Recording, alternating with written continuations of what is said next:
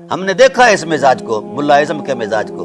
جو چیز ملائزم کے مزاج سے ہٹ کر ہو، ذہنی تراش خراش سے ہٹ کر ہو، خواہ وہ قرآن کی آیت ہو تو بھی اس کا انکار ہے، فرمان رسالت ہو تو بھی اس کا انکار ہے۔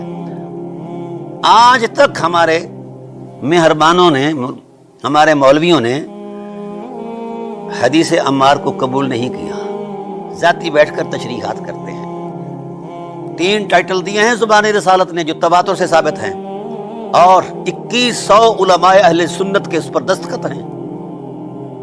قاتل، باغی، داعی النار، 3 تشخصات ہیں جنہوں نے حضرت عمار بن یاسر کو قتل کیا ہے۔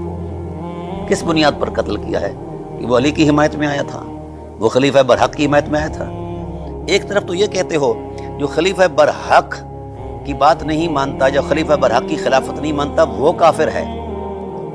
خلافت راشدہ کو جو نہیں مانتا فتویٰ ہے، یہ آپ اعلیٰ حضرت علیہ رحمہ کی کتاب پڑھیں جس کا میں نے یہ رد لکھا ہے، الرد الرفضہ پڑھیں، اس میں لکھا ہے جو خلافت راشدہ کا منکر ہے وہ کافر ہے۔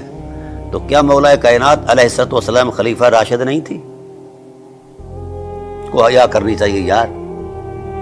ہمارے بزرگ علماء نے اس لیے ہمیں نصیحتیں وصیتیں فرمائی تھیں کہ اس معاملے پر خاموش رہنا ہے، خاموش رہنا ہے، خاموش رہنا ہے، اور امت اس خاموشی میں رہی اور عافیت معاب رہی۔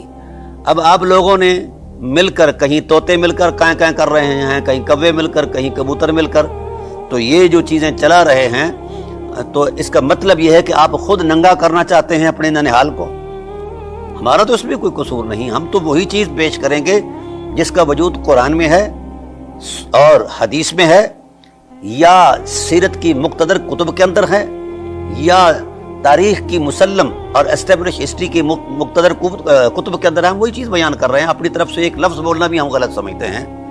تاہم یہ بات طے ہے کہ یزید ملعون کا مزاج جو ہے وہ اتفاق سے ایسا نہیں ہوا، اس کا ایک پورا تاریخی پس منظر ہے۔ یزید کو جو دشمنی ملی اہل بیت نبوت کی، آباء و اجداد کے دشمنی کے تسلسل میں ملی ہے۔ یہ نہ کہا جائے کہ یزید سے شروع کرو، نہیں، عبد الشمس سے شروع کرو، سمجھا گی، اور توڑ تک آتے آؤ۔ کہاں کہاں کسی نے محبت کا اظہار کیا ہے۔